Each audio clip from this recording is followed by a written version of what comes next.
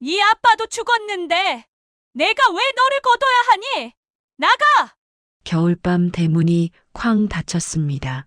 새엄마가 저를 내쫓았습니다. 10년 후 똑같은 말이 제 입에서 나왔어요. 이제 제가 왜 당신을 거둬야 하죠? 당장 나가세요. 보안팀, 여기 이분 밖으로 모시세요. 10년 전 저는 아빠가 숨을 거두자마자 새엄마에게 쫓겨났습니다. 겨울밤 대문이 쾅 닫히는 소리와 함께 자물쇠가 2번 돌아가는 소리가 골목 전체를 울렸습니다. 겨울밤 공기는 칼처럼 뺨을 베었어요. 가방이 계단 아래로 굴러떨어지면서 문틀이 떨릴 만큼 쾅 하는 소리가 골목을 가르며 퍼졌습니다. 그 소리가 내 가슴에도 못처럼 박혔죠. 방 안쪽의 누런 조명 아래 김이 모락모락 올라오는 냄비가 어렴풋이 보였습니다. 따뜻한 된장찌개 냄새가 문틈으로 새어나왔지만 그 따뜻함은 이제 내 것이 아니었어요. 구독과 좋아요를 눌러주세요. 오늘은 제가 어릴 적 새엄마에게 쫓겨났던 얘기를 해드리겠습니다. 새엄마 박미옥은 문지방에 서서 혀를 차며 내 가방을 발끝으로 밀어내렸습니다. 검은 가방이 계단을 구르며 떨어졌고 둔탁한 소리와 함께 골목 바닥에 널브러졌죠. 지퍼가 열려 속에 있던 옷가지들이 흘러나왔습니다. 내 아버지 죽기 전에도 말했잖아. 장례식 끝나면 각자 살 길 찾으라고. 나는 내 진짜 엄마도 아니고 우린 피 한 방울 안 섞였어. 아버지가 떠난 지 사흘째였습니다. 폐암 말기였죠. 병원에서도 손 쓸 수 없다고 했습니다. 마지막 순간까지 내 손을 잡고 있었는데 새엄마 손은 잡지 않았어요. 차가워지는 그 손의 온도를 나는 아직도 기억합니다. 조문 온 이웃들이 모두 빠져나갔습니다. 빈 상 위에 남은 향 냄새만 젖은 벽지에 스며들어 있었고 누렇게 변한 벽지가 곳곳에서 들떠 있었어요. 곰팡이 냄새와 향 냄새가 뒤섞여 숨이 막혔습니다. 나는 검은 코트를 여미며 발끝의 감각을 확인했죠. 해진 운동화는 바닥이 얇아서 차가운 콘크리트의 온도가 그대로 전해졌습니다. 한기가 발바닥에서 장단지로 올라왔어요. 온몸이 떨렸습니다. 그래도 7년을 같이 살았잖아요. 아버지 49제라도 지내고 나가게 해주세요. 제발요 엄마 한 달만요. 엄마라고 누가 너한테 엄마래. 내 아버지가 나한테 준 건 빚뿐이야. 병원비에 장례식비에 다 내 돈으로 치렀어. 집도 내 명의로 돌려놨으니까 이제 내 집이야. 그녀의 목소리가 점점 높아졌습니다. 침이 튀었죠. 서슬퍼런 말들에 나는 한 발짝 뒤로 물러서다가 계단 끝에 발이 걸렸습니다. 균형을 잃을 뻔했어요. 7년 동안 그녀를 엄마라고 불렀습니다. 하지만 그녀는 단 한 번도 나를 딸이라고 부른 적이 없었더군요.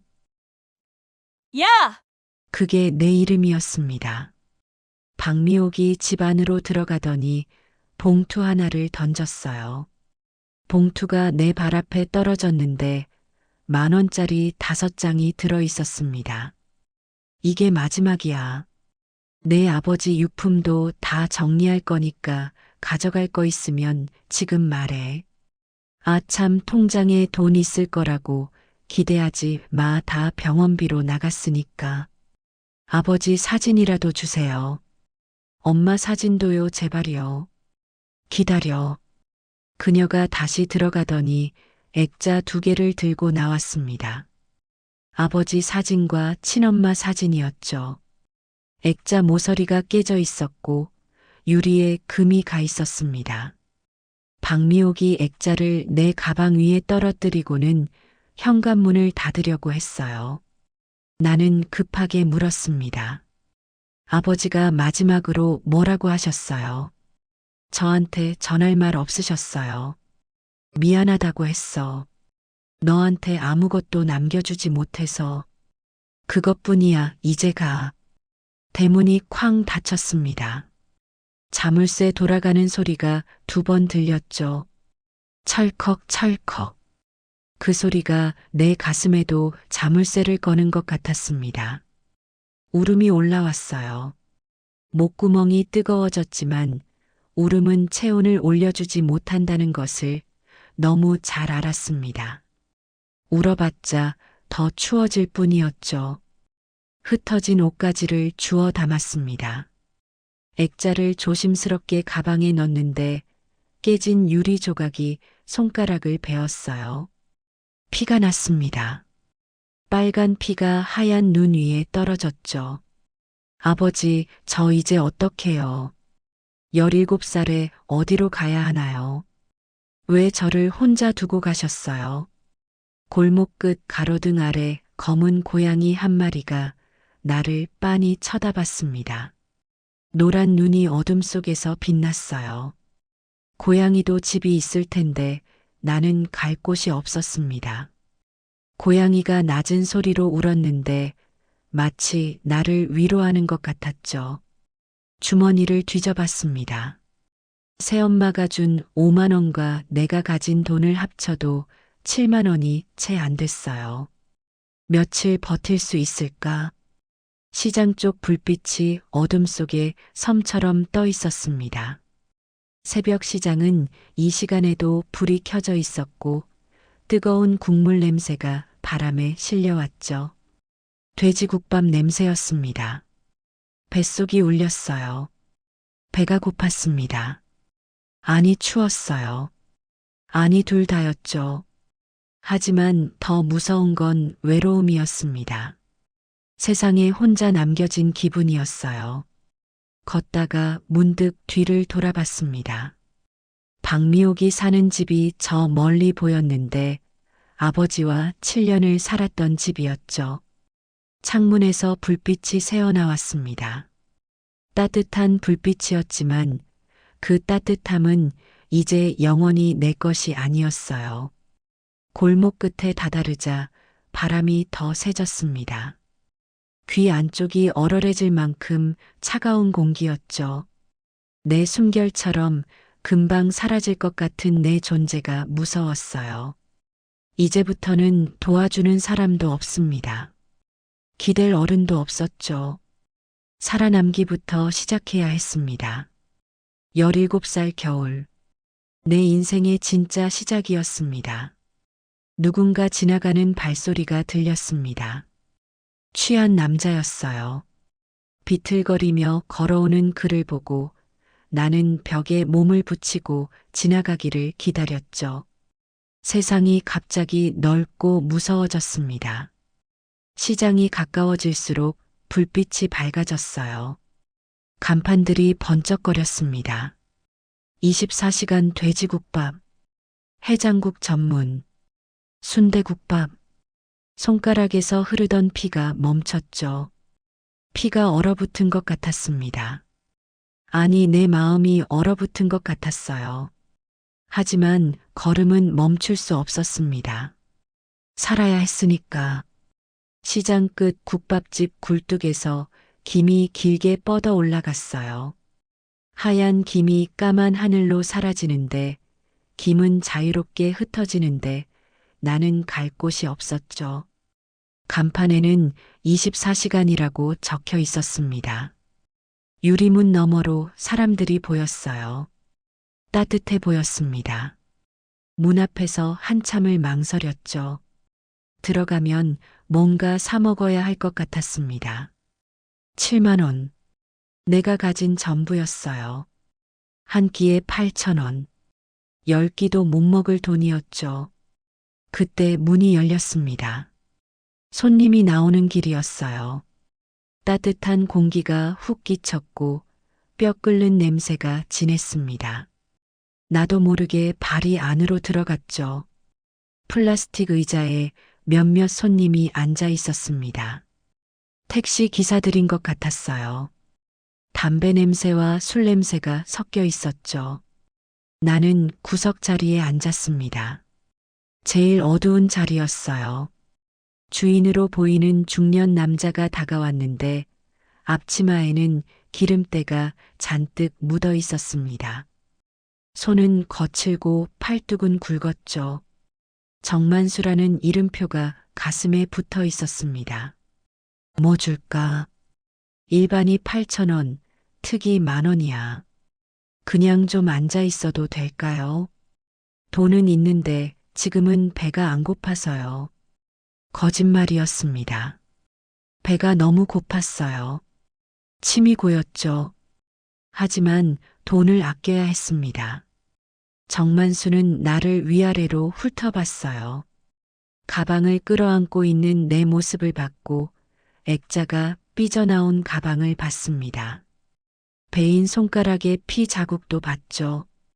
아무 말 없이 주방으로 들어갔습니다. 나는 쫓겨날 줄 알았어요. 이제 나가라는 말이 들릴까 두려워 가방끈을 더 조였죠. 자리에서 일어나려는데 그가 다시 나왔습니다. 김이 모락모락 나는 국밥 한 그릇을 들고 있었어요. 서비스야. 국물이 남아서 버리려던 거니까 부담 갖지 마. 거짓말이었습니다. 결코 버리는 게 아니었죠. 기본 국밥이 아니라 수육이 듬뿍 들어간 특 국밥이었습니다. 파가 수북이 올려져 있었고 깍두기와 김치도 한 접시 가득했어요. 눈물이 났습니다. 뜨거운 김 때문인지 그의 친절 때문인지 몰랐죠. 숟가락을 들었습니다. 손이 떨렸어요. 첫 숟가락을 입에 넣자 뜨거운 국물이 목구멍을 타고 내려갔습니다. 온몸에 열기가 퍼졌죠. 살 것 같았습니다. 정말 살 것 같았어요. 감사합니다. 정말 감사합니다. 천천히 먹어. 국물 더 필요하면 말해. 나는 국밥을 천천히 먹었습니다. 한 숟가락 한 숟가락 아껴가며 먹었죠. 수육은 부드러웠고 국물은 진했습니다. 살아있다는 게 실감났어요. 옆 테이블 손님들이 시끄럽게 떠들었습니다. 새벽 일 나가는 사람들이었죠. 건설 현장 이야기를 하면서 일당이 10만 원이라고 했습니다. 정만수는 카운터에 앉아 장부를 정리했어요. 가끔 나를 쳐다봤는데 눈이 마주칠 때마다 나는 고개를 숙였죠. 미안했습니다. 고마웠어요. 마지막 국물까지 다 마셨습니다. 그릇이 깨끗해졌죠. 정만수가 다가와서 빈 그릇을 보더니 작게 웃었습니다. 갈 데가 없구나. 집에서 나온 거지. 내 아버지가 돌아가셨어요. 새엄마가 나가라고 해서 쫓겨났어요. 내일 아침엔 다른 데 갈게요. 오늘만 여기 있게 해주세요. 정만수는 한참 나를 보더니 한숨을 쉬었습니다. 주방을 둘러보고는 다시 내게 왔죠. 일할 수 있어? 설거지하고 청소하고 재료 손질하고. 힘든 일이야. 손 다 부르트고 허리 아파. 할 수 있어요. 뭐든 할 수 있어요. 잠잘 곳만 있으면 돼요. 새벽 4시 반 기상. 밤 11시까지 일해야 해. 월급은 100만 원 밥은 여기서 먹고. 창고 옆 작은 방 써도 돼. 믿기지 않았습니다. 일자리와 잠잘 곳이 한꺼번에 생겼어요. 눈물이 왈칵 쏟아졌습니다. 참으려 했지만 참을 수 없었죠. 정만수가 휴지를 건넸습니다. 거친 휴지였지만 따뜻했어요. 아니, 그의 마음이 따뜻했죠. 울지 마. 여기서 우는 사람 많이 봤어. 울어도 달라지는 건 없어. 일로 잊어. 그가 나를 뒷방으로 안내했습니다. 창고를 개조한 작은 방이었어요. 3평도 안 되는 좁은 공간이었는데 벽돌 틈 사이로 찬바람이 들어왔죠. 낡은 이불이 한 채 있었습니다. 눅눅한 냄새가 났고 곰팡이 냄새도 났어요. 하지만 지붕이 있었습니다. 벽이 있었죠. 내 공간이었습니다. 전기장판은 있으니까 춥진 않을 거야. 화장실은 가게껏 또 필요한 거 있으면 말해. 정말 감사합니다. 열심히 일할게요. 실망시키지 않을게요. 내일 4시 반이야. 늦으면 바로 나가는 거야. 여기 국밥집은 시간이 생명이거든. 문이 닫혔습니다. 혼자 남았어요. 작은 창문으로 간판 불빛이 들어왔는데 빨간 불빛이 벽에 어른거렸죠. 가방을 열었습니다. 아버지 사진과 엄마 사진을 꺼냈어요. 깨진 액자 속 2분이 나를 보고 있었습니다. 미소 짓고 있었죠. 아버지, 저 일자리 구했어요. 엄마, 저 이제 괜찮을 거예요. 걱정하지 마세요. 배낭에서 수첩을 꺼냈습니다. 아버지가 사준 수첩이었어요. 한 번도 쓴 적 없는 새 수첩이었죠. 볼펜으로 오늘을 기록했습니다. 12월 15일 목요일. 새벽 1시 국밥집 도착. 정만수 사장님 만남. 내일부터 일 시작. 월급 100만 원. 마지막 줄에 적었어요. 살아남기. 그리고 그 아래 또 적었죠. 내일은 살아가기. 자판기 소리가 들렸습니다. 정만수가 뭔가 뽑는 소리였어요. 잠시 후 문 두드리는 소리가 났죠. 여기 놓고 갈게. 따뜻한 거야 마시고 자. 문을 열었습니다. 바닥에 캔커피가 놓여 있었어요. 아직 따뜻했죠. 양손으로 감싸니 온기가 전해졌습니다. 창문 틀에 등을 기댔어요. 밖에서는 가게 정리하는 소리가 들렸습니다. 그릇 부딪히는 소리, 의자 정리하는 소리, 일상의 소리들이었죠. 선반 위 반찬통이 달그락거렸습니다. 바람 때문이었어요. 그 소리가 이상하게 위로가 됐죠. 혼자가 아닌 것 같았습니다. 눈이 감겼다가 떠졌어요. 잠이 오지 않았습니다. 내일이 걱정됐죠. 설거지를 제대로 할 수 있을까? 정만수 사장님을 실망시키지 않을까? 할 수 있어. 아무리 힘들어도 버틸 거야. 여기서 쫓겨나면 갈 데가 없어. 새벽 2시가 넘어서야 잠이 들었습니다. 꿈을 꿨어요. 아버지가 나타났죠. 따뜻한 손으로 머리를 쓰다듬으며 괜찮다고 했습니다. 잘할 거라고 했어요. 4시에 알람이 울렸습니다. 벌떡 일어났죠. 온몸이 쑤셨지만 일어나야 했습니다. 오늘부터 시작이었으니까요. 새벽 4시 반, 정만수는 이미 주방에서 뼈를 삶고 있었습니다. 거대한 솥 3개에서 하얀 김이 폭포처럼 쏟아졌어요. 사골 냄새가 진동했고 주방은 이미 전쟁터였죠. 정만수가 고무장갑을 던졌습니다. 노란색 고무장갑이었는데 안이 찢어진 부분을 테이프로 붙인 흔적이 있었어요. 내 첫 장비였습니다. 저기 보이는 그릇 전부 닦아. 뜨거운 물 3번, 찬물 1번, 마지막에 마른 행주. 그릇에 물자국 있으면 다시 해. 네, 알겠습니다. 세제는 얼마나 쓰면 될까요? 세제는 아껴 베이킹소다 먼저 써. 기름때 심한 것만 세제. 손 아껴가며 해오래 해야 하니까. 설거지통은 3개였습니다. 애벌, 중간, 마지막. 차례대로 씻어야 했죠. 그릇이 산더미처럼 쌓여 있었습니다. 첫 그릇을 집었는데 미끄러져서 떨어뜨릴 뻔했어요. 기름기가 너무 많았죠. 베이킹 소다를 뿌리고 문지르니 거품이 일었습니다. 뜨거운 물이 고무 장갑을 뚫고 들어왔어요. 손등이 빨갛게 달아올랐지만 멈출 수 없었습니다. 그릇은 계속 쌓였으니까요. 5시가 되자 첫 손님이 들어왔습니다. 환경미화원 아저씨들이었어요. 형광색 조끼를 입고 있었는데 추운 새벽 일을 마치고 온 것 같았죠. 사장님 특 둘이요. 소주도 한 병 주세요. 깍두기 많이 주고. 정만수가 능숙하게 국밥을 퍼담았습니다. 나는 깨끗한 그릇을 재빨리 전달했어요. 아직 따뜻한 그릇이었고 김이 모락모락 올랐죠. 주문이 들어올 때마다 긴장했습니다.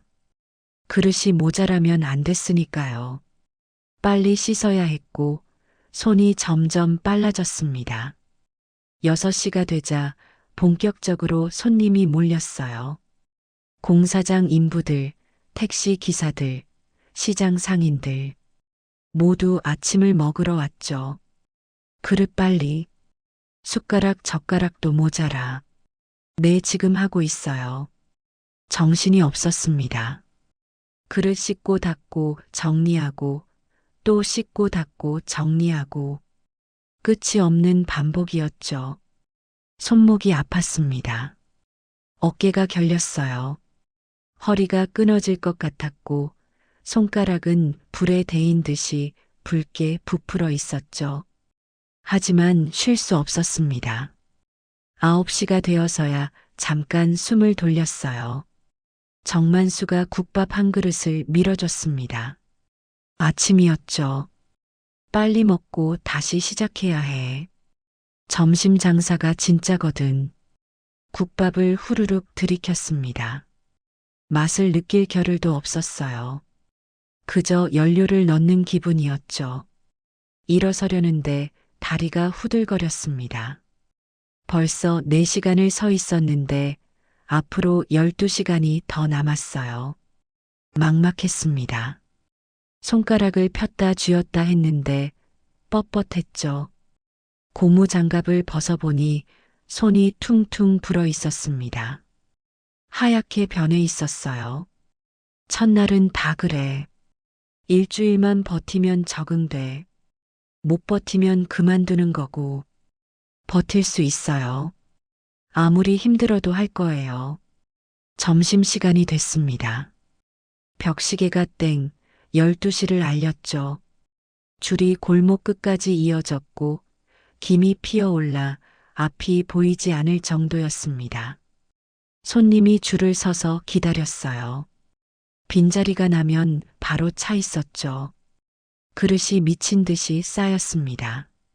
씻어도 씻어도 끝이 없었어요. 팔이 마비될 것 같았고 기계가 된 기분이었죠.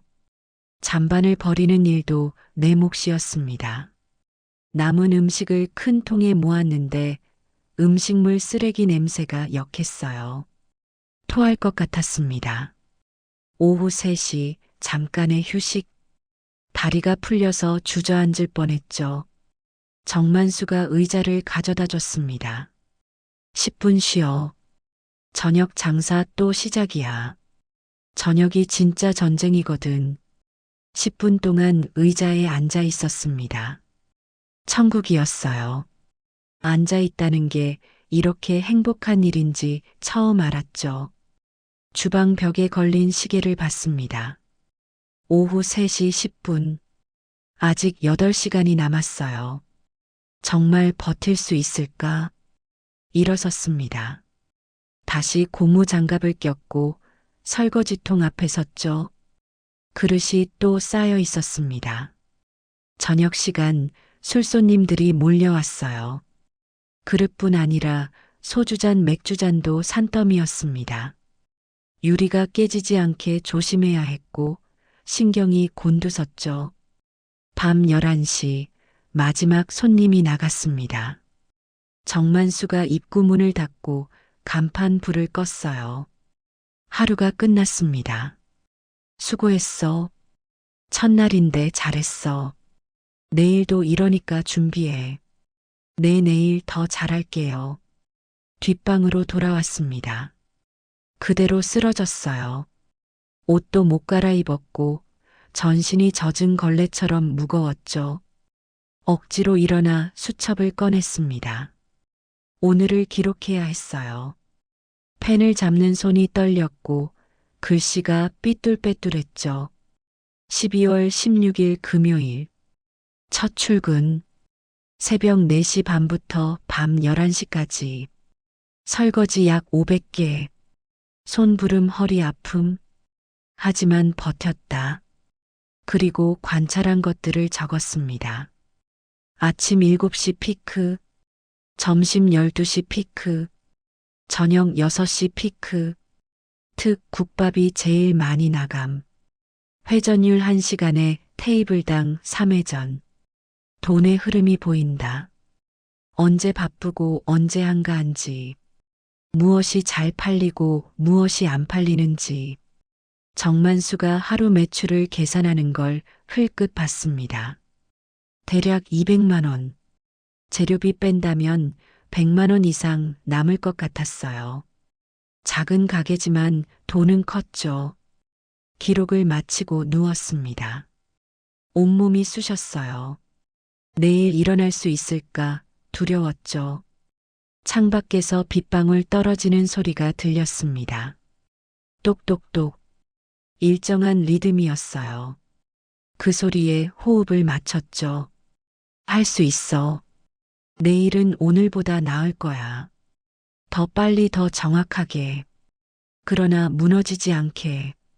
언제 잠들었는지 모르게 잠이 들었습니다. 꿈에서도 설거지를 했어요. 끝없이 그릇을 씻었지만 그래도 행복한 꿈이었죠. 일할 곳이 있다는 꿈이었으니까요. 일주일이 지났습니다. 손은 부르트고 갈라졌어요. 허리는 항상 아팠지만 적응이 됐습니다. 리듬을 찾았죠. 한 달이 지났습니다. 첫 월급을 받았어요. 100만 원.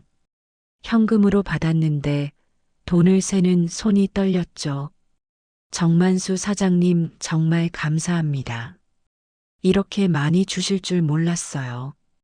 약속한 거니까. 앞으로도 열심히 해. 너는 할 수 있어. 그날 밤 통장을 만들었습니다. 시장 안 은행 ATM에서 100만 원을 입금했어요. 잔고가 찍혔죠. 100만 원. 수첩에 적었습니다. 첫 월급 100만 원. 통장 개설. 시작이다. 이제 진짜 시작이다. 1년이 흘렀습니다. 손은 이제 가죽처럼 두꺼워졌어요. 뜨거운 물도 두렵지 않았고 그릇 1000개쯤은 거뜬했죠. 나는 국밥집의 일부가 되어 있었습니다. 통장에는 돈이 차곡차곡 쌓였어요. 1000만 원이 넘었죠. 정만수는 약속대로 매달 100만 원을 줬습니다. 밥값도 반값도 안 받았어요. 그의 배려였습니다. 어느 날 시장 입구를 지나가다 간판을 봤어요. 검정고시 학원. 3개월 완성반. 그 간판이 나를 부르는 것 같았죠. 사장님 부탁이 있어요. 오후 2시부터 4시까지 학원 다니고 싶어요. 검정고시 준비하려고요. 그 시간이 제일 한가하긴 해. 대신 새벽 준비는 더 일찍 와야 해. 4시에 와서 재료 손질 미리 해놔. 감사합니다. 정말 감사합니다. 일은 절대 소홀히 안 할게요. 그렇게 공부가 시작됐습니다. 새벽 4시 일 시작. 오후 2시 학원. 오후 4시 다시 일. 밤 11시 마감. 그리고 새벽까지 복습. 잠은 하루 4시간이었죠. 피곤이 뼛속까지 쌓였지만 머릿속에도 지식이 쌓였습니다. 수학, 국어, 영어, 과학, 사회. 하나씩 내 것이 되어갔어요. 학원 선생님이 놀랐습니다. 너 머리 좋구나. 이해가 빠르네. 그 말이 내 가슴을 쳤어요. 그동안 누구도 나를 그렇게 불러주지 않았더군요. 이 정도면 충분히 합격해. 그냥 열심히 하는 거예요. 시간이 없어서 집중해서 해요. 사실이었습니다. 시간이 없으니 더 집중했죠.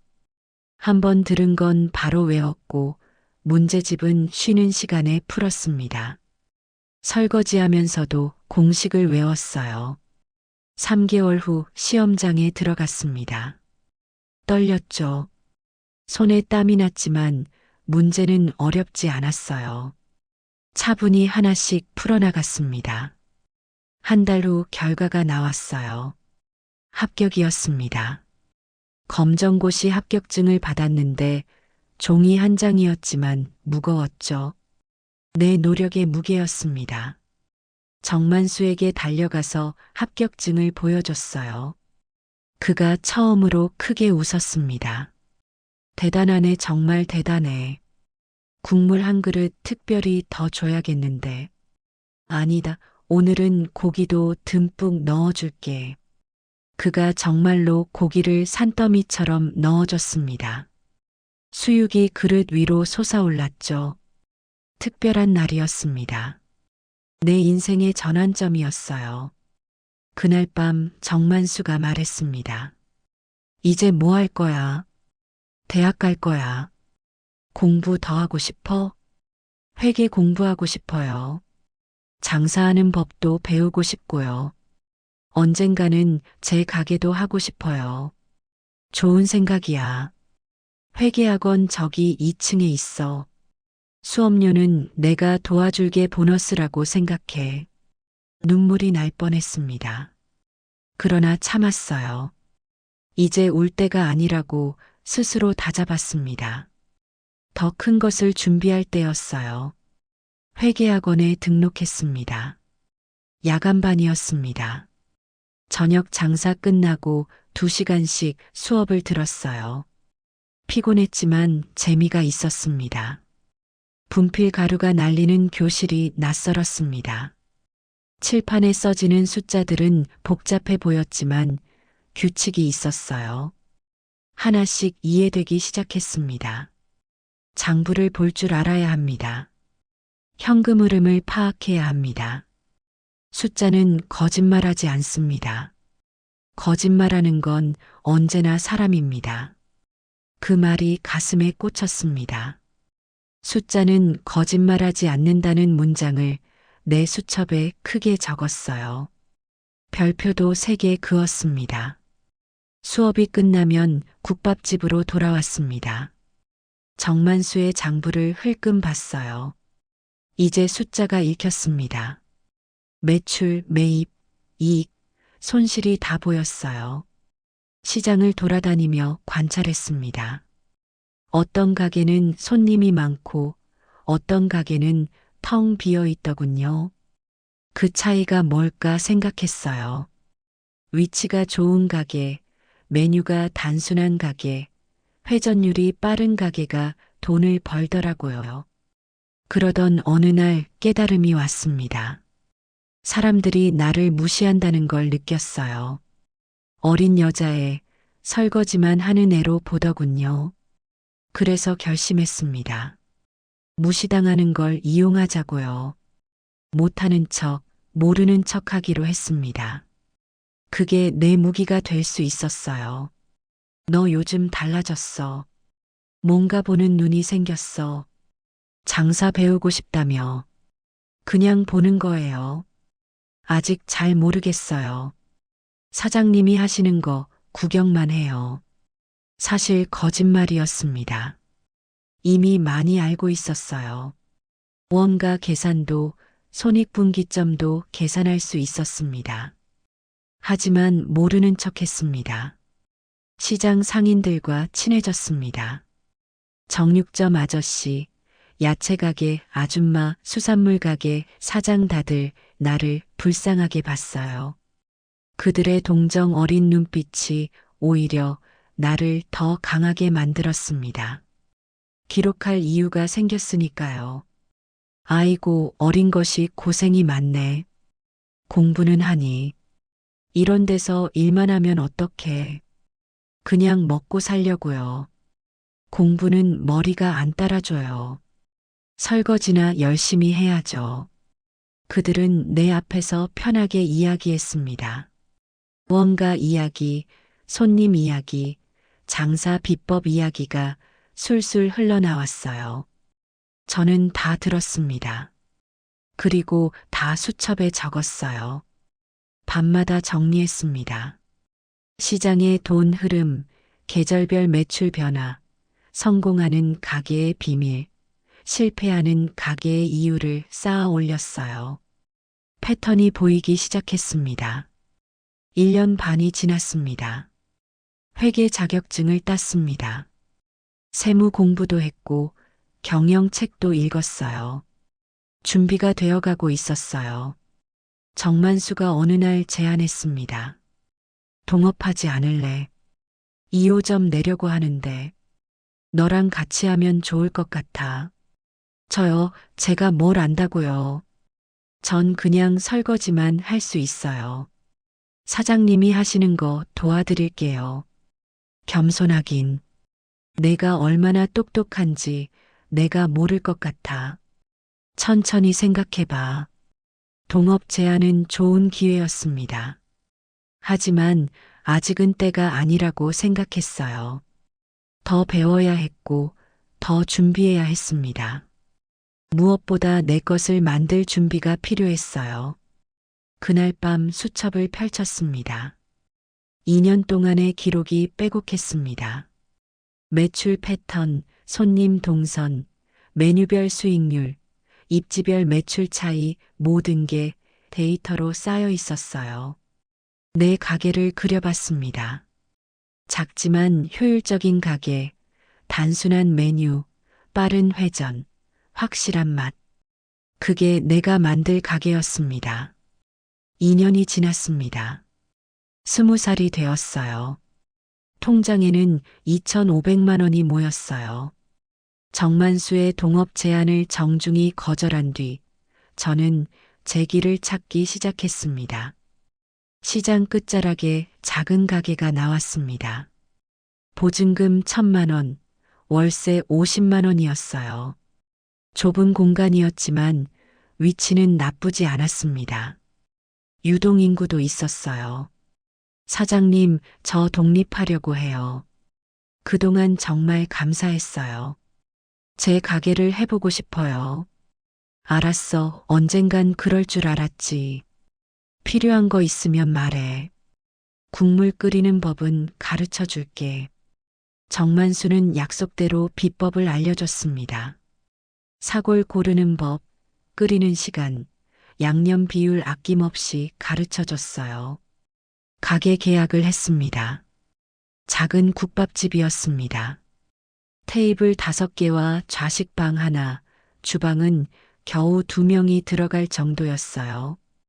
인테리어는 최소한으로 했습니다.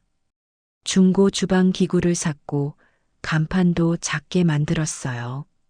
순인의 국밥, 그게 제 첫 가게 이름이었습니다.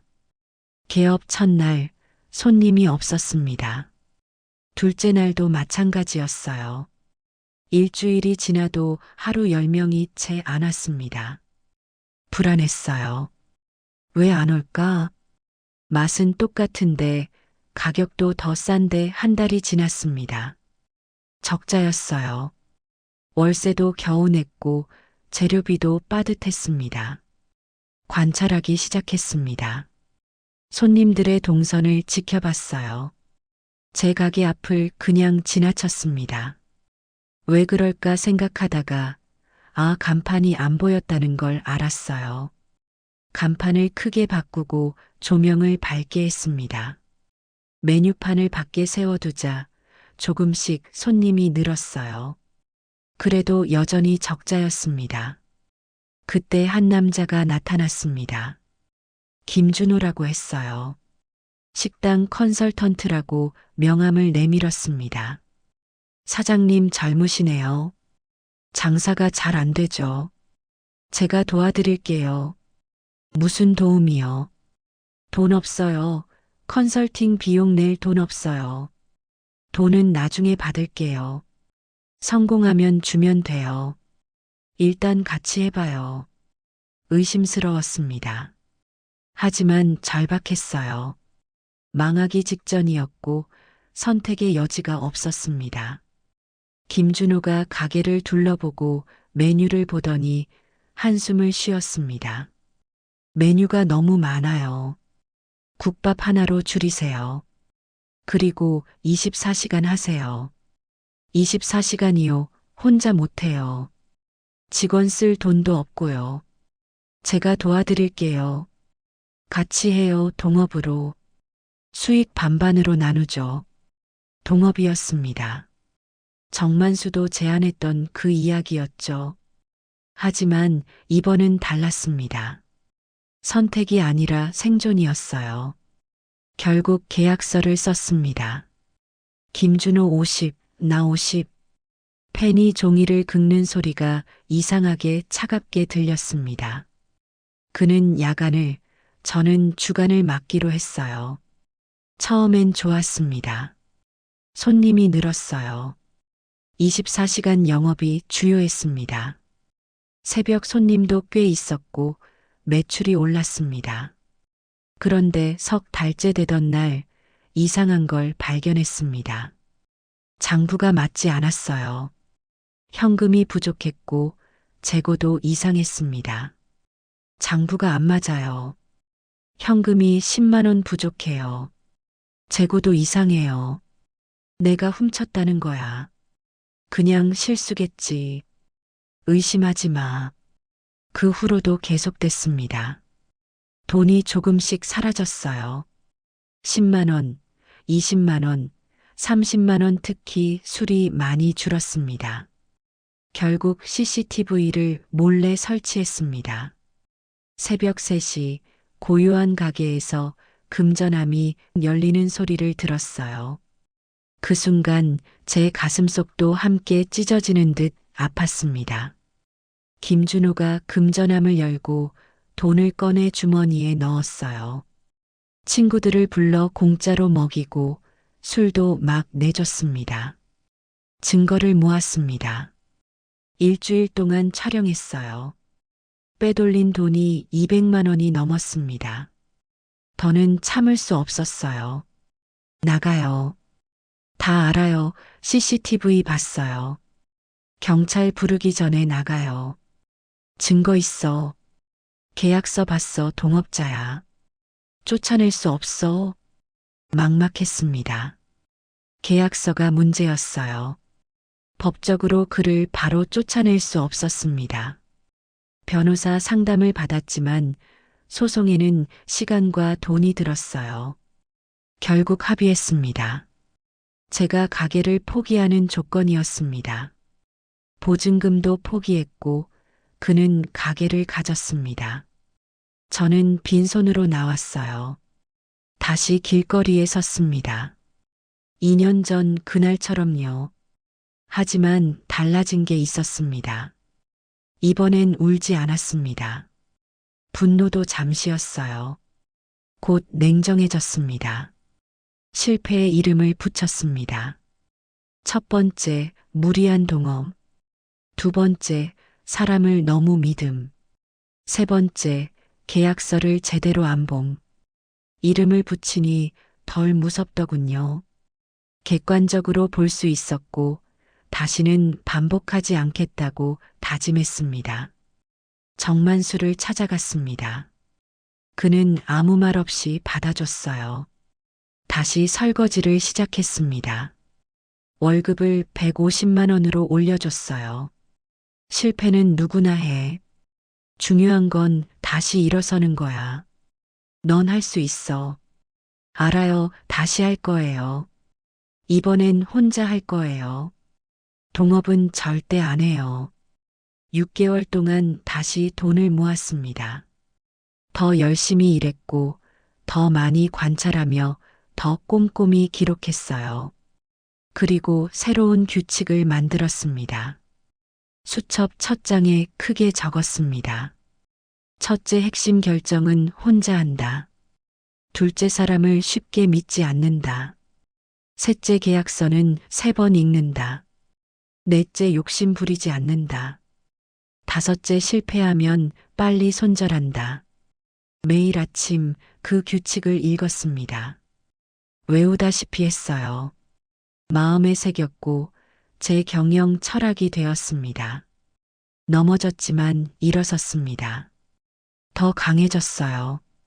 이제 진짜 시작이라고 느꼈습니다. 어느 날 시장을 걷다 보니 제가 하던 가게가 망했더군요. 김준호는 도망쳤다고 했습니다. 빚만 남기고 사라졌다더군요. 이상하게 시원하지 않았습니다. 불쌍하다고 느꼈어요. 그도 나처럼 실패한 사람이었으니까요. 다만 실패를 인정하지 못한 사람이었죠. 정만수가 말했습니다. 복수는 성공이야. 내가 성공하는 게 최고의 복수야. 그러니까 열심히 해. 맞는 말이었습니다. 복수는 성공이었어요. 더 크게 성공하는 것, 그게 진짜 복수라고 믿었습니다. 밤이 깊어지면 규칙을 되뇌었습니다. 핵심 결정은 혼자 의심하고 검증하기, 계약서 꼼꼼히, 욕심 부리지 않기, 규칙은 작은 촛불 같았어요. 바람에 흔들려도 꺼지지 않았고 오히려 더 단단해졌습니다. 제 길을 비추는 빛이 되었어요. 실패 후 3개월 다시 1,000만 원을 모았습니다. 이번엔 달랐어요. 철저히 준비했습니다. 완벽한 입지를 찾았어요. 시장 정문에서 30m, 버스 정류장 앞, 주차 공간 확보, 보증금 1,500만 원, 월세 80만 원으로 계약했습니다. 계약서는 3번 읽었고 변호사 검토도 받았습니다. 특약 사항까지 넣었어요. 준비는 완벽했습니다. 가게 이름을 든든한 국밥으로 정했습니다. 심플했고 기억하기 쉬웠어요. 신뢰감을 주는 이름이었어요. 이번엔 혼자였습니다. 새벽 5시부터 밤 10시까지 하루 17시간 일했어요. 힘들었지만 내 것이었고 모든 결정이 내 것이었습니다. 실패 후 2년이 더 지났습니다. 24살이 되었어요. 통장에는 다시 5천만 원이 모였습니다. 이번엔 정말 달랐습니다. 철저히 준비했거든요. 시장을 한 달 동안 돌았습니다. 모든 가게의 위치를 지도에 표시했고 유동 인구를 시간대별로 측정했어요. 매출을 추정하면서 최적의 자리를 찾았습니다. 시장 입구에서 50m, 큰 길에서 한 블록 안쪽, 주차하기 편한 곳. 그런 자리가 나왔습니다. 보증금 2천만 원, 월세 100만 원. 계약하겠습니다. 대신 조건이 있어요. 임대차 보호법 확실히 해주세요. 젊은 분이 법을 아시네요. 걱정 마세요. 제대로 해드릴게요. 혼자 하실 거예요? 네, 혼자 합니다. 동업 안 합니다. 직원도 최소한만 씁니다. 가게 이름을 정했습니다. 든든한 국밥. 단순했지만 직관적이었고 기억하기 쉬웠습니다. 메뉴는 단 3가지였어요. 기본 국밥 7,000원, 특 국밥 9,000원, 수육 15,000원. 그게 전부였습니다. 인테리어도 단순했습니다. 하얀 벽, 검은 테이블, 밝은 조명. 깨끗한 주방이 보이게 했습니다. 신뢰를 주는 구조였어요. 개업 첫날부터 손님이 왔습니다. 입구 위치가 좋아 지나가던 이들이 들어왔어요. 맛을 보고는 다시 왔습니다. 입소문이 났어요. 한 달 만에 손익분기점을 넘었습니다. 2달 만에 흑자 전환을 했습니다. 3달 만에 자리가 잡혔어요. 순조로웠습니다. 하지만 저는 불안했어요.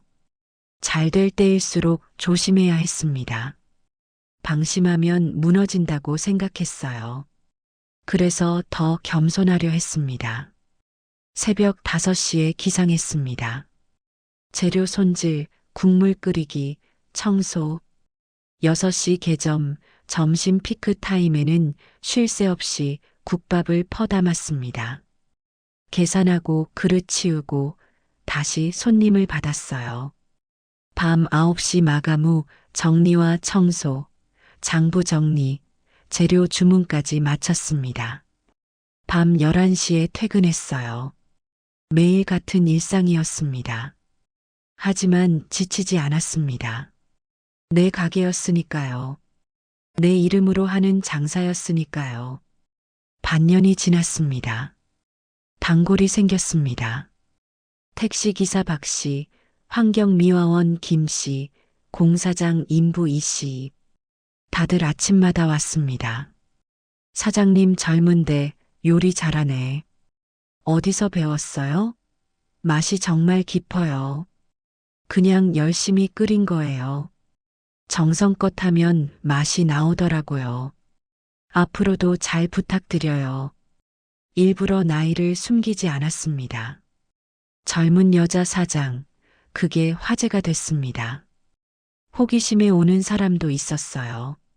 하지만 정체는 숨겼습니다. 재벌 2세도 아니고 대단한 집안도 아니라고 했어요. 그냥 열심히 사는 사람이라고 말했습니다. 1년이 지났습니다. 매출이 안정됐습니다. 하루 300만 원, 한 달 9천만 원, 순이익 3천만 원. 돈이 쌓이기 시작했습니다. 통장 잔고가 1억을 넘었습니다. 이제 확장을 생각할 때였어요. 변호사를 찾아갔습니다.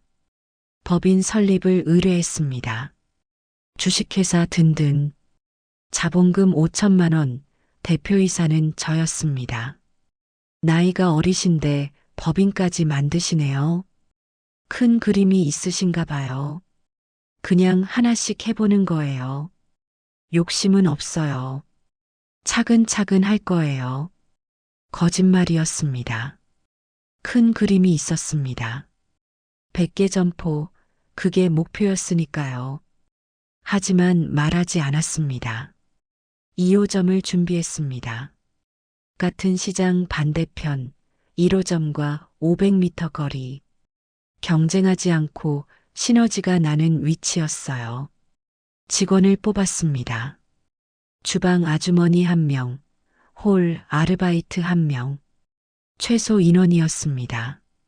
인건비를 아꼈습니다. 2호점도 성공했습니다. 1호점과 같은 맛, 같은 가격, 같은 서비스. 브랜드가 만들어지기 시작했습니다. 국물은 절대 싱겁게 하지 마세요.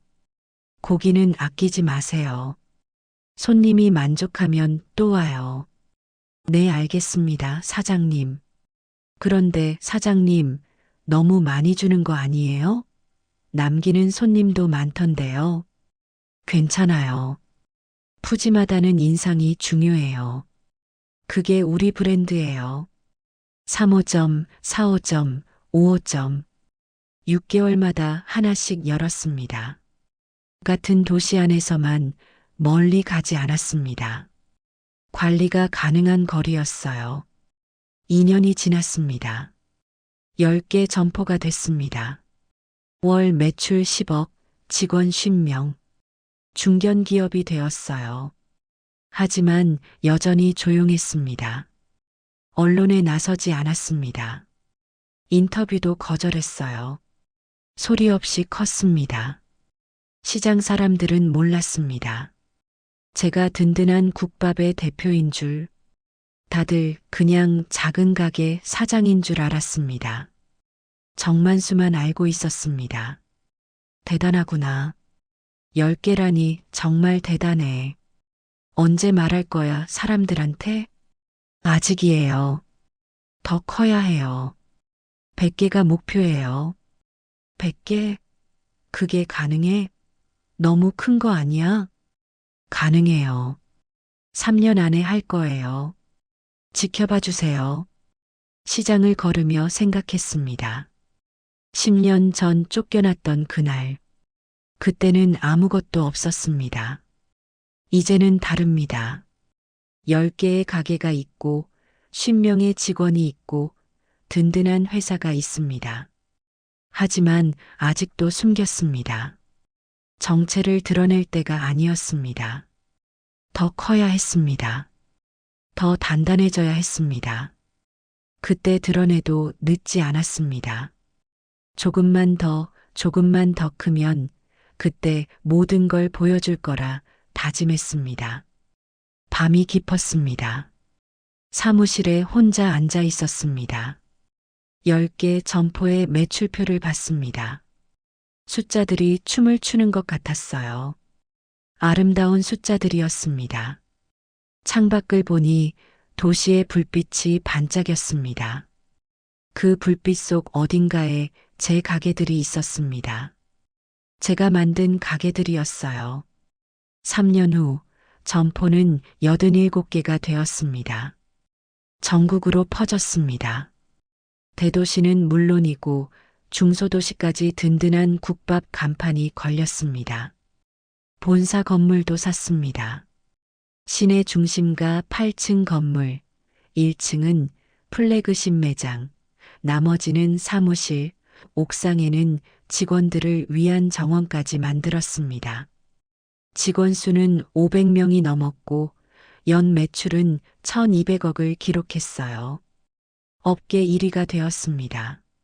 하지만 여전히 제 이름은 알려지지 않았습니다. 법인 대표 이름만 등기부에 있을 뿐 언론에 나간 적도 없고 사진도 공개한 적이 없었습니다. 저는 그림자 대표로 남아 있었습니다. 그러던 어느 날 본사 로비에서 10년 만에 재회가 있었습니다.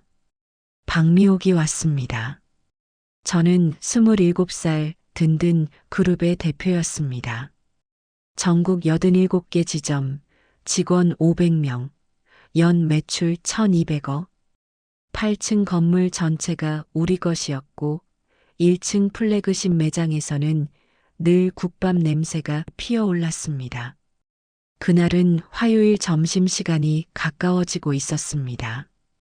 오전 회의가 길어져 임원들과 신규 매장 10개 오픈 프로젝트를 점검하고 1층으로 내려왔습니다. 로비는 붐볐습니다. 직원들이 점심 약속을 잡으며 전화를 하고 있었고 거래처 사람들도 오가고 있었습니다. 납품업체 대표가 다가와 인사를 했습니다. 대표님 안녕하세요. 점심 맛있게 드세요. 다음 주 미팅 잘 부탁드립니다. 네, 수고하세요. 다음 주에 뵙겠습니다. 커피를 사러 카페 쪽으로 향했습니다. 그런데 이상한 광경이 눈에 들어왔습니다. 로비 한가운데 누군가 서 있었습니다. 낡은 검은 외투를 걸친 사람이었습니다. 구부정한 자세, 떨리는 손, 헝클어진 백발. 박미옥이었습니다. 심장이 멈추는 것 같았습니다. 10년 만이었습니다. 그녀는 확실히 늙어 있었습니다. 얼굴에 주름이 가득하고 눈은 움푹 들어가 있었으며 손에는 구겨진 갈색 봉투를 들고 있었습니다. 직원들이 웅성거리기 시작했습니다. 저 사람 누구지? 왜 저기 서 있어? 대표님 아시는 분인가? 경비 불러야 하나? 이상한데 신고해야 되는 거 아니야? 박미옥이 저를 발견했습니다. 눈이 마주쳤습니다. 그녀의 눈에 눈물이 고였습니다. 다가오기 시작했습니다. 비틀거리는 걸음이었죠. 너 정말 너구나. 이렇게 컸어. 정말 내가 여기 사장이야. 목소리가 떨렸습니다. 10년 전보다 훨씬 쉰 목소리였습니다. 그녀가 봉투를 높이 들었습니다. 손이 심하게 떨렸습니다. 직원들의 시선이 모두 우리에게 쏠렸습니다. 누군가는 휴대폰을 꺼내 동영상을 찍기 시작했습니다. 순식간에 구경꾼들이 모여들었습니다. 박미옥이 갑자기 울부짖었습니다. 내 아버지 죽은 뒤 내가 널 거뒀었잖니. 7년이나 키웠어. 7년이나. 밥 먹이고 재우고 학교 보냈잖아. 이제 내가 날 도와야지. 그게 도리잖아. 봉투를 흔들었습니다. 안에서 서류가 삐져나왔습니다. 하나가 바닥에 떨어졌습니다. 병원 진단서였습니다. 이거 봐라, 진단서야. 폐암 3기야, 죽어간다고. 빚 독촉장도 있어. 집도 없어. 월세방에서 쫓겨날 처지야. 죽으란 거냐? 정말 죽으란 거냐?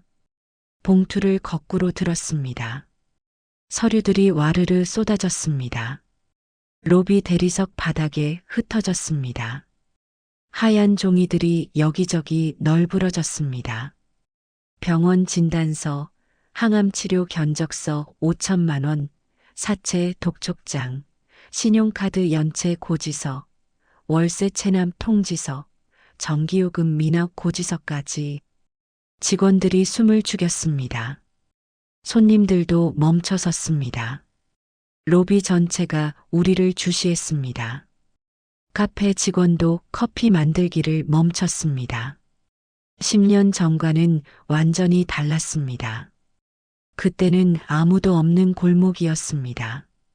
이제는 수백 명이 지켜보는 무대였습니다. 숨을 곳도 없었습니다. 저는 천천히 몸을 숙였습니다. 종이를 하나씩 집어들었습니다.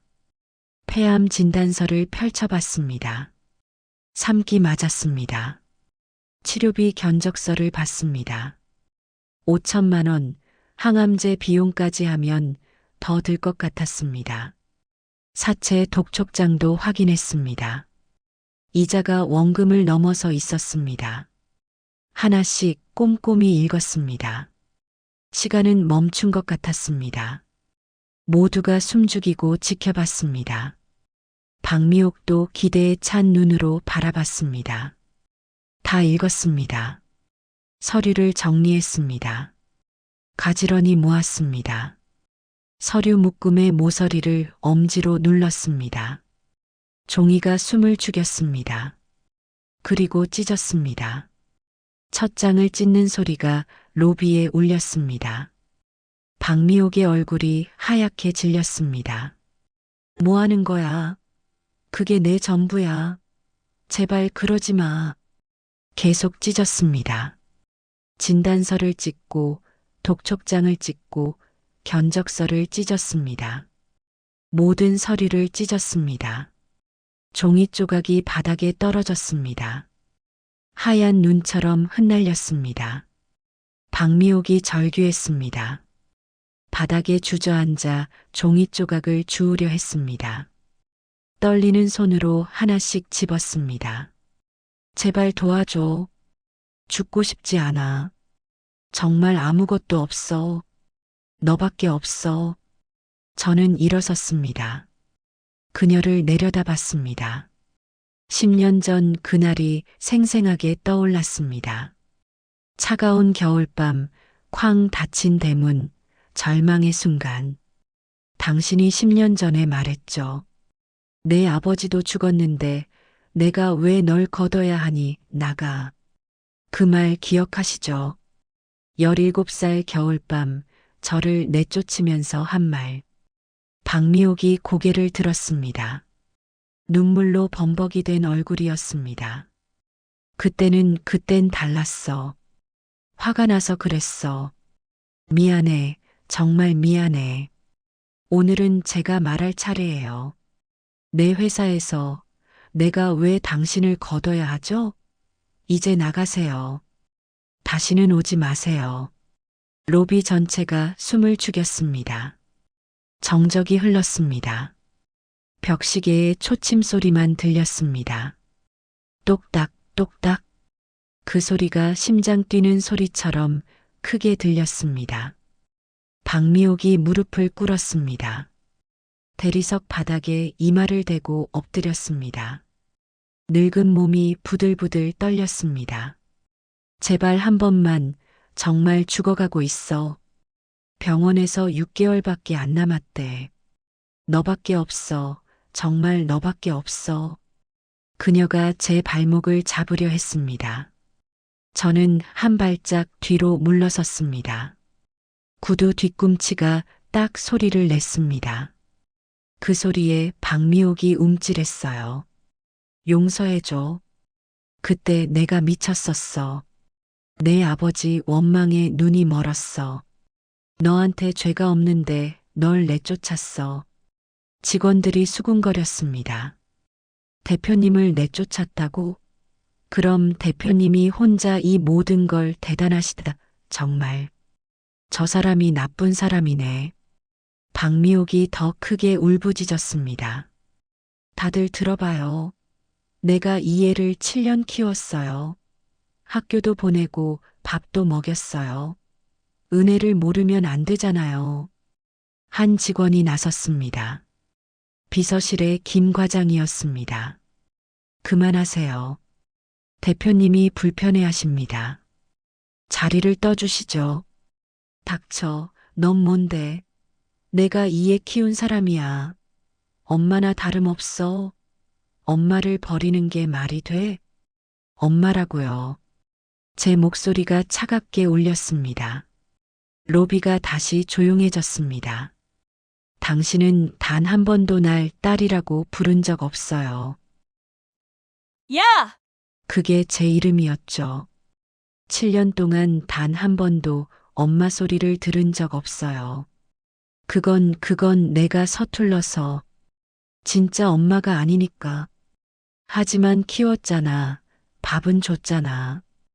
밥값은 아버지 유족연금으로 충당했죠.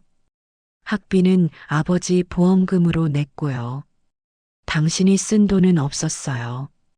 오히려 아버지 통장에서 돈을 뺏으셨죠. 박미옥의 얼굴이 창백해졌습니다. 입을 뻥긋거렸지만 말이 나오지 않았습니다. 보안팀을 불렀습니다. 무전기 소리가 들렸습니다. 곧 2명의 경비원이 다가왔습니다. 저분을 밖으로 모셔주세요. 정중하게 부탁드립니다. 다시는 이 건물에 들어오지 못하게 해주세요. 네, 알겠습니다, 대표님. 보안 요원들이 박미옥의 양팔을 잡았습니다. 그녀가 일어서도록 도왔습니다. 하지만 박미옥은 버텼습니다. 바닥을 손톱으로 긁었습니다. 안 돼. 안 갈 거야. 여기서 죽을 거야. 너 때문에 죽는다.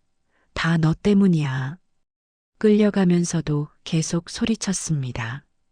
침을 튀기며 저주했습니다. 너도 나처럼 될 거야. 혼자 늙어 죽을 거야. 아무도 안 도와줄 거야. 후회할 거야. 꼭 후회할 거야. 회전문이 가까워졌습니다. 유리문이 천천히 돌기 시작했습니다. 철컥 첫 번째 구간이 돌았습니다. 10년 전 그 소리가 떠올랐습니다.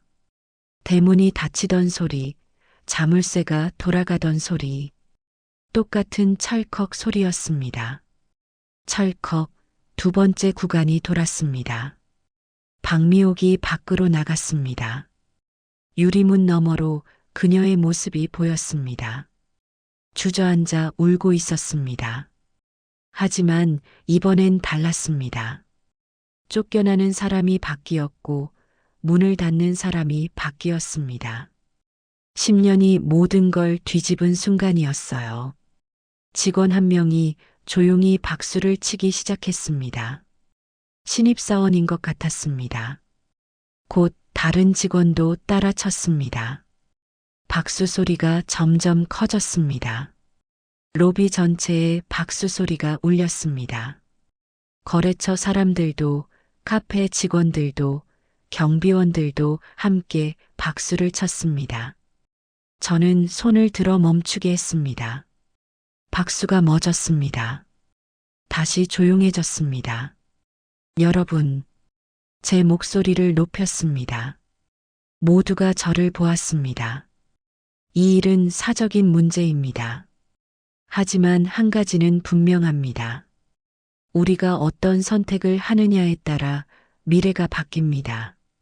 잠시 말을 멈추고 직원들의 눈을 하나씩 보았습니다. 저는 10년 전 저분에게 쫓겨났습니다. 17살 겨울밤이었죠. 하지만 그 덕분에 여기까지 왔습니다. 몇몇 직원들의 눈가가 붉어졌습니다. 과거는 끊어야 합니다. 붙잡으면 앞으로 갈 수 없습니다. 저는 오늘 제 과거를 끊었습니다. 여러분도 더 나은 선택을 하시길 바랍니다. 고개를 숙여 인사했습니다. 직원들도 고개를 숙였습니다. 무거운 침묵이 흘렀습니다. 하지만 따뜻한 침묵이었습니다. 이제 점심 드시러 가세요. 오후에 일이 많습니다. 2시에 회의실에서 뵙겠습니다. 직원들이 하나둘씩 흩어졌습니다. 놀라운 일을 본 표정이었지만 이해하는 눈빛이었습니다. 엘리베이터로 향했습니다. 김 과장이 따라왔습니다. 대표님 괜찮으세요? 힘드셨을 텐데. 필요한 거 있으시면 말씀하세요. 괜찮아요, 김 과장. 오히려 시원해요. 10년 만에 짐을 내려놓은 기분이에요. 엘리베이터 문이 닫혔습니다. 올라가는 동안 거울 속 제 얼굴을 보았습니다. 27살, 이제는 어른이 된 얼굴이었습니다. 17살 소녀는 더 이상 없었습니다. 8층에 도착했습니다. 대표실로 들어왔습니다. 큰 창으로 도시가 내려다 보였습니다. 저 아래 1층 입구도 보였습니다. 박미옥이 아직도 있었습니다. 회전문 앞에 주저앉아 있었습니다. 지나가는 사람들이 쳐다봤습니다. 누군가 동전을 던졌습니다. 거지로 본 것 같았습니다. 10년 전에 제가 떠올랐습니다. 길거리에 서 있던 저, 갈 곳 없던 저. 하지만 그때의 저는 일어섰습니다. 그녀는 일어서지 못했습니다. 휴대폰이 울렸습니다. 정만수였습니다. 방금 들었어. 박미옥이 찾아갔다며. 괜찮아? 네, 괜찮아요. 오히려 후련해요. 이제 정말 끝났어요. 그래, 잘했어. 과거는 끊어야 해. 그래야 앞으로 갈 수 있어. 정만수 사장님, 제가 여기까지 올 수 있었던 건 그날 밤 사장님이 절 받아주셨기 때문이에요. 감사합니다. 뭘 그런 걸 가지고. 내가 잘한 거야. 자랑스럽다. 전화를 끊고 일상으로 돌아왔습니다. 저녁 회의를 마치고 사무실에 홀로 앉아 있었습니다. 로비에 흩어졌던 종이 조각들을 떠올렸습니다. 청소부가 다 치웠겠어요. 흔적도 없었을 겁니다. 마치 아무 일도 없었던 것처럼. 하지만 있었습니다. 분명히 있었습니다. 10년의 시간이 뒤집힌 순간이었으니까요. 그날 밤 저는 1호점으로 갔습니다. 처음 제 이름으로 세웠던 작은 국밥집이었습니다. 문을 열자 김이 자욱한 국밥 냄새가 퍼졌습니다. 사장님 오셨어요. 특 드릴까요? 네, 특으로 주세요. 수육도 추가로요. 자리에 앉아 국밥을 먹었습니다. 10년 전 정만수가 주었던 그 국밥과 똑같은 맛이었습니다. 뜨겁고 짭조름하고 살아있는 맛이었어요. 창밖을 보았습니다. 퇴근길 사람들, 학원 가는 학생들, 장 보는 주부들. 그 중에는 10년 전에 저 같은 사람이 있을지도 모릅니다. 갈 곳 없는 사람, 따뜻한 국밥 한 그릇이 필요한 사람. 10년 전 겨울밤 닫힌 문은 절망이었지만 동시에 시작이었습니다. 오늘 제가 닫은 문은 과거였고 제가 연 문은 미래였습니다. 국밥을 다 먹고 나왔습니다. 밤 공기가 차가웠습니다. 겨울이 오고 있었지만 춥지 않았습니다. 이제는 돌아갈 곳이 있었으니까요. 제가 만든 곳이 있었으니까요.